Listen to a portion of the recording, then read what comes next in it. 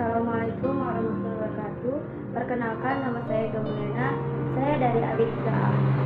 Baiklah, saya akan menjelaskan tentang laporan bisnis dan jenis-jenisnya. Yang pertama, pengertian dan jenis laporan bisnis.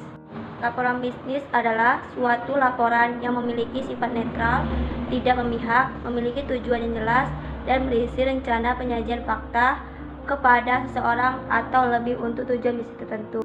Pada umumnya, penulisan laporan bisnis digunakan untuk memenuhi berbagai keperluan, antara lain: yang pertama, untuk memonitor dan mengendalikan operasional perusahaan. Yang kedua, membantu mengimplementasikan kebijakan dan prosedur. Yang ketiga, memenuhi persyaratan hukum dan peraturan. Yang keempat, mendokumentasi presentasi kerja.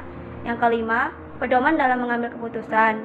Yang keenam, memperoleh bisnis baru dan pendanaan. Selanjutnya, laporan bisnis dapat digolongkan ke dalam jenis sebagai berikut, yaitu menurut informasinya ada dua, yaitu yang pertama, laporan informasional adalah laporan yang berinformasi, menyajikan fakta tanpa melakukan analisis, tanpa kesimpulan, dan tanpa memberikan rekomendasi. Yang pertama, laporan informasional adalah laporan yang berinformasi, menyajikan fakta tanpa melakukan analisis, tanpa kesimpulan, dan tanpa memberikan rekomendasi. Selanjutnya, menurut subjeknya, yaitu laporan dibedakan berdasarkan departemen laporan itu diperoleh. Menurut berdasarkan formalitasnya, yaitu laporan formal atau long report. Selanjutnya, laporan informal atau short report.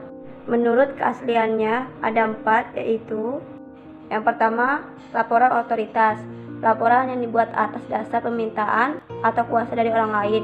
Yang kedua, laporan sukarela, inisiatif dari pembuatan laporan itu sendiri. Yang ketiga, laporan swasta, laporan yang dibuat oleh organisasi atau perusahaan swasta. Yang keempat, laporan publik, disusun oleh lembaga pemerintah atau lembaga yang dibayar negara berdasarkan menurut frekuensinya, yaitu yang pertama, laporan berkala atau periodic report.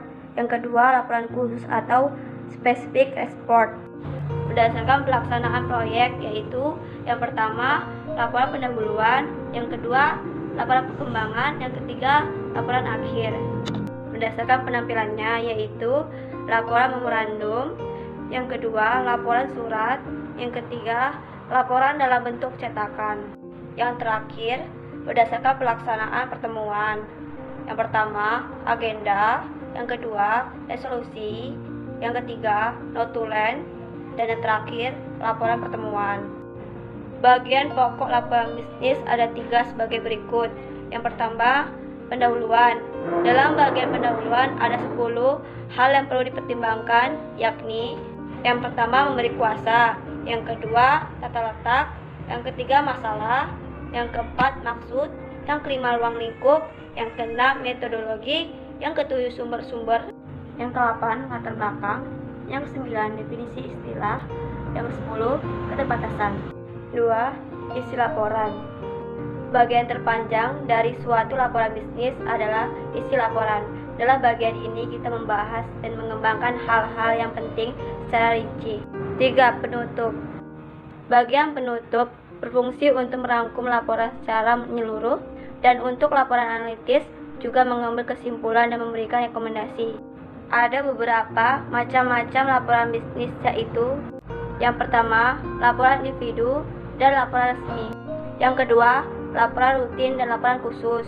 Yang terakhir, laporan internal dan laporan eksternal. Terima kasih atas waktunya. Saya ucapkan Assalamualaikum warahmatullahi wabarakatuh.